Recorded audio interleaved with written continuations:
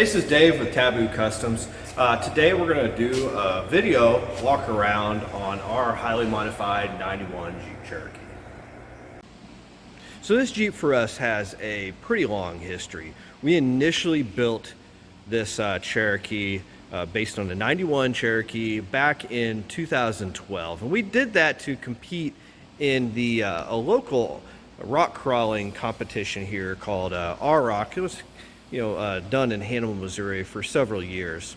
And we competed down there with this Jeep for quite a while.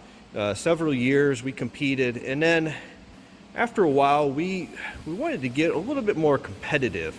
And the Cherokee here was a little long, a little heavy to be very competitive, and so we sold the chassis off. We actually swapped out the drivetrain, completely pulled all the drivetrain, put a couple of axles back under it, sold the chassis off to a gentleman who then had it for about 7 years and didn't really do a whole lot with it. And after 7 years, he came back and said, "Hey, would you like to buy it back?" And being somewhat nostalgic for it and enjoying it when we did have it, we did buy it back with the goal to convert it over to a full-time wheeling rig for us and the family. So let's take a little bit deeper dive into some of the areas of the Cherokee. All right, so first let's talk about what's under the hood. Now, originally back in 2012 when we built the Jeep, we started with a 4.0 under the hood, AW4 behind it, then a flip Dana 300 behind that. This obviously is not a 4.0 anymore. We sold it off in several years ago. The gentleman put a TBI 350 in the Jeep. When we got it back, we found that 350 was overheating and had a blown head gasket. So we ended up just yanking it out and went ahead and did a Jasper rebuilt 350, bought a Holley Sniper fuel injection system just to make sure we did not have any issues with the engine going forward. So we pretty much replaced everything, headers, custom exhaust, upgraded the alternator to a high output 1-wire alternator.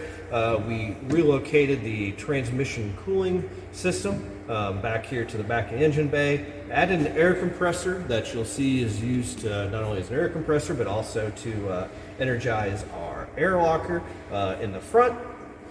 And then we also for heat control, which is a big issue in the Cherokees in general, we ended up going with the aluminum Novak full radiator system along with their 3-fan system, which does a pretty good job at keeping our engine temperatures in check. So before we take a look underneath the Jeep, let's walk around the chassis a little bit and talk about it. Now in the front, we're running a 12,000-pound winch that is a hidden winch setup. The winch is actually tucked up under the radiator. To do that, we basically cut out the front cross sill on the chassis, rebuilt that into a heavy-duty front bumper and tucked it up underneath there, as well as running rope on our winch instead of cable. And that, a lot of that was for competitions, for approach angle. And then if we were running rope in competitions, we didn't have to use a winch weight, so there's a big savings there. Now, as far as the cage, you can kind of see it's a hybrid external internal cage. On the inside, we do have a large X-brace just behind the front seats. All of that to make sure that whenever we do roll the Jeep over, that keeps the occupant safe. And we have rolled this Jeep over a couple of times.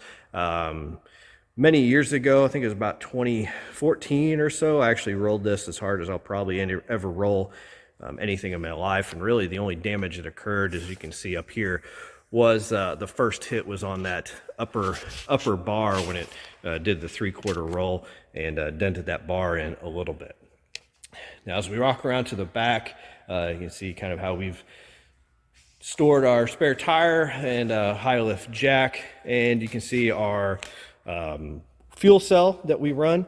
And then on just to the left of that, we have what used to be dual fuel pumps, and that was also for competing. Every now and then we had a fuel pump go out, and we would be able to then just swap to the other fuel pump. Did relocate the battery to the rear as well, and part of that was to make sure that we had space for our 350 as we put that in. Now underneath, we're running pretty substantial sliders, and again, a lot of that was due to the competitions. We used a lot of 2 and 2x4 inch square tube and sheet to make sure we protected everything because we knew we were going to be bouncing off the rocks quite a bit. We also built a set of half doors for both the front and the rear. Part of that was for competition, and of course also to keep the occupants safe as we're out wheeling and doing different things. As far as the inside of the Jeep, we were on Corbeau seats in the front, and we learned really quick that comfortable seats when you're out wheeling for 3-4 hours in a row is going to make a big difference. Now, when we were competing, we had cheap plastic bucket seats because, a lot of times we were spending 15-20 minutes in the rig on a course and then getting out, so it wasn't a huge ordeal. But, good seats make all the difference, really. As far as the dash, we've kept it pretty simple. The tack, a few gauges for different things. We do have our sniper monitor over here, which provides us a lot of information back about the system and the Jeep. We're running a B&M shifter, and then a J&B Fabrication Dana 300 twin stick shifter for our Dana 300. And here you can see our locker for the front. Right now we're running an air locker in our front and just a Detroit in the rear. All right, so for underneath, we'll start here at the front. And first, we'll talk a little bit about the tires. Right now, we're running a 35-inch Geolander MT. And now, if you know about the Geolanders, you might go, well, that doesn't look like a Geolander, because now they actually have a different design. These tires are, I think, now about 9 years old, because they're a set of tires that we put on it whenever we sold it. And we were actually sponsored a long time ago by a company that provided us with Yokohama tires. So we went through a lot of the Geolander MTs. Now, they work pretty good for the rocks. They're pretty soft, these are. However, for the mud, they're not great. And eventually we'll probably swap them out, but for now, they've got a ton of life left in them, so I have a hard time getting rid of them. And they do fine for what we're doing. On these, we're running right now Allied Bead Locks. In the past, when we were competing, we actually had H1 dual bead locks, inner and outer bead locks. The front axle right now is a high pinion Dana 44. And, someone will probably laugh at me for running a Dana 44, but honestly, we're in the Midwest. And we did compete on the Dana 44, and I will say that, yeah, we went through a lot of axle shafts. We broke a lot of axle shafts, which drove us to eventually put a 60 under this after a year or two. However, when we sold it, we actually kept the 60. I put the high pinion 44 back under it because the suspension was already set up for it, and I still had it on hand. And when it came back, we only had the high pinion 44 in it, and honestly, in the Midwest, we're running a lot of dirt and mud, and it's done just fine for us. We do have an aux locker in the front.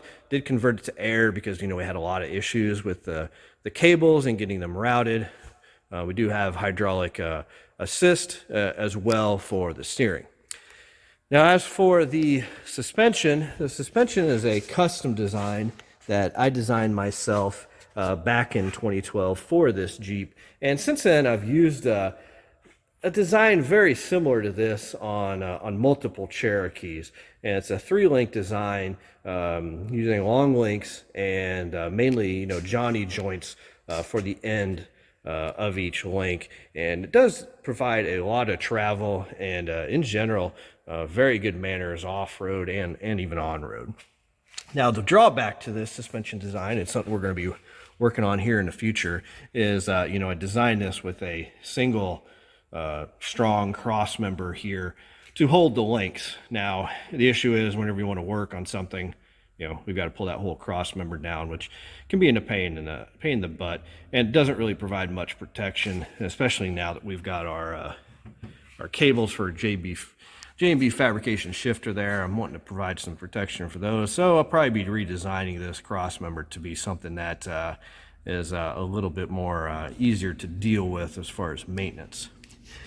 Now, for the transmission, we're running a $700 4. You can see with our Taboo Customs skid plate on it, and then a flipped Dana 300. We've ran a lot of Dana 300s over the years, and tend to prefer those, really for their longevity. And we've had them hold up to V8s, Dana 60s, RRocks, everything we've thrown at it, and never really had any issues with running our Dana 300s.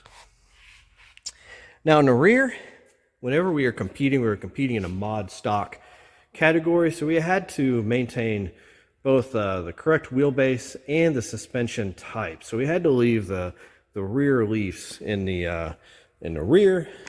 So we just went with try to find as flexy a rear leaf as we could, and we come up with this obviously custom shackle mounting, which we're working on changing because we actually need to raise the rear. The springs are now about 12 years old, and they've settled some, and we need to be able to adjust our shackling on the back. Now, as far as the rear axle, it's a Dana 60 with chromoly shafts, a Detroit, and of course 538 gears, just like the front. So that'll do it for our walk around here on our 91 Jeep Cherokee. If you have any questions on anything on this Jeep Cherokee, or you see something I failed to mention perhaps, or you want to know how we did some of this, contact us on our website, taboocustoms.com, or you can find us on Facebook or Instagram as well. If you'd like some more information, we do have some information on taboocustoms.com under our projects section of the website there. So as always, thanks for watching, and like and subscribe is appreciated.